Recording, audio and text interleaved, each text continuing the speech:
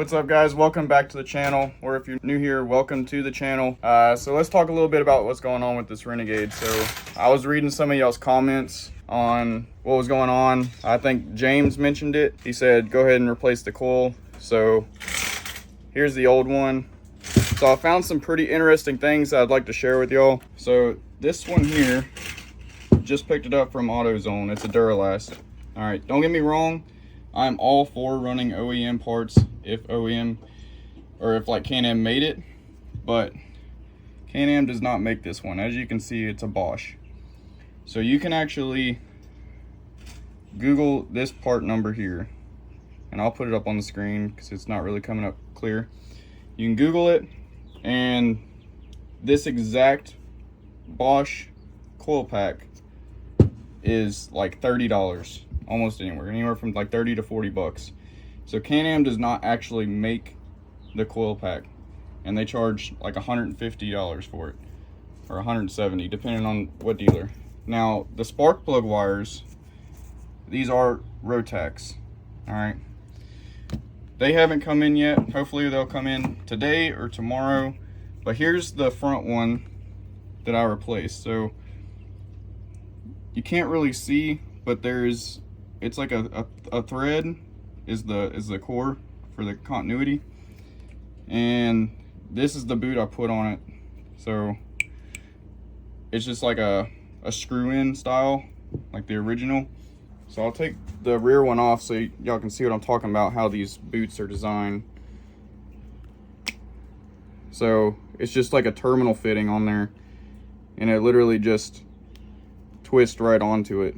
Like, it's just a few turns till it snugs up. Unlike the original ones, they just have like a little screw inside, and it screws into like a wire core. I don't think there's anything wrong with this one, but just to be safe, I'm gonna go ahead and replace both of them. And I'll put two different pictures up on the screen of both these coil packs. So they're within 10 grams. This one's actually 10 grams heavier, and I believe this is the part number for it. It was like 80 bucks, so still better than $150, $170 from Can-Am when they don't even make the part. So I didn't take pictures of the measurements, but I'll go ahead and show it on camera here. They are very identical. Like, I don't see any reason it won't work. So for instance, this side here is 0.59 inches. Actually, let's measure it in millimeters. Go ahead and zero that. So I'm gonna measure from the very topmost part, because it does taper. So that's 15.2 millimeters there. And then this one is 15.13. And that's on the original one, the Bosch. On the Duralast one, 15.08. And about 15. That's a little high. Let's go a little lower. Yeah, still about 15. So they're very close. Even the actual coil part here, 34.5.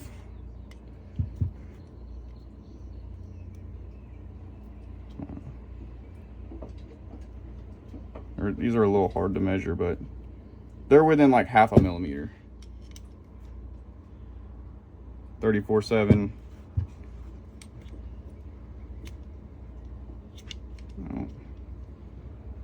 34.6. So they're very close. I even measured the internals for like the plug.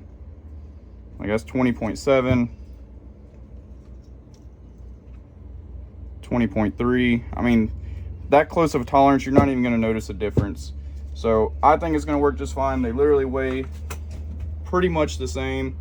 So we're going to go ahead and get these on. Hopefully these will come in today or tomorrow, but y'all see that in this video. We're also going to do brake pads, and we're doing some brake pads on Kyle's X3 too. So he has all his stuff laid out here, replacing the caliper bolts. So yeah, we're going to kick it into a montage, and hope y'all enjoy the video.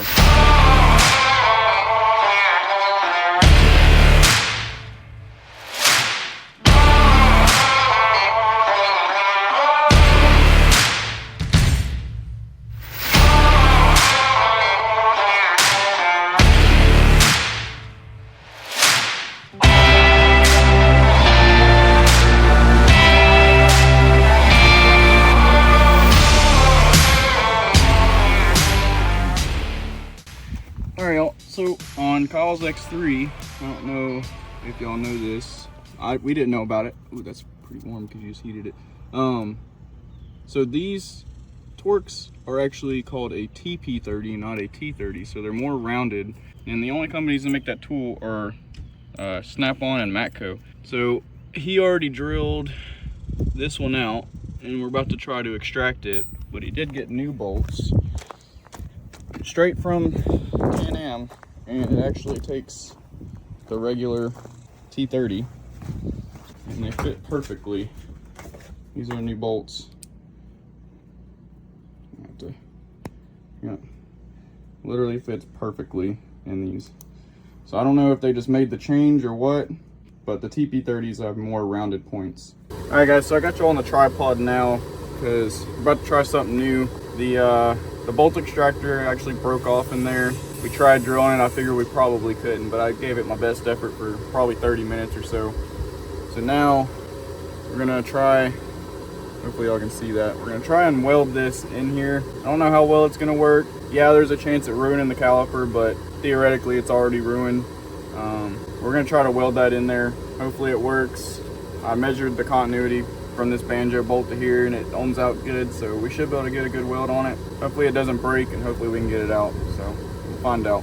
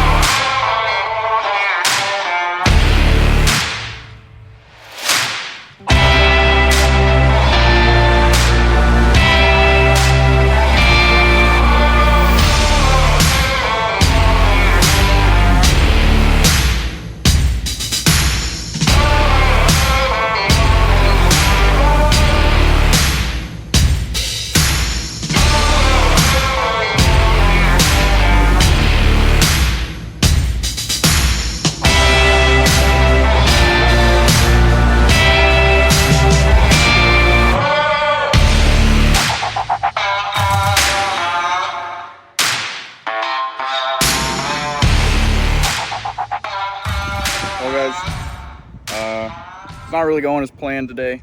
So we tried extracting that bolt out with a bolt extractor. Bolt extractor broke, and we tried welding a nut in or a bolt in several times, and the bolt just kept breaking.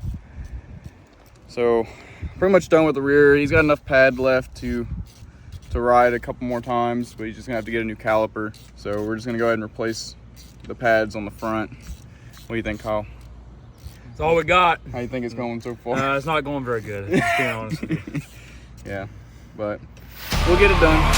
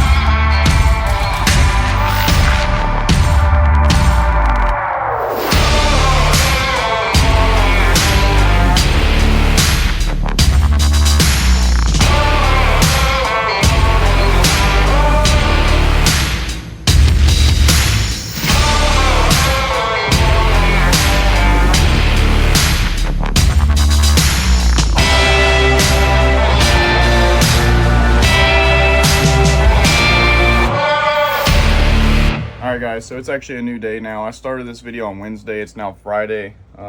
Unfortunately, the new spark plug wires still haven't come in yet, but one wire did come in, and the one that was culprit this whole time is the front one, but the only one that came in was the rear.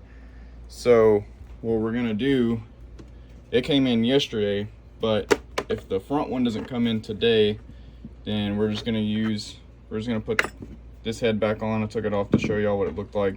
We're just gonna use this on the front, the old rear on the front, and then put the new rear on the rear, obviously, so it's already set in place. That was the hardest one to get out, and it's probably gonna be the hardest one to put back in.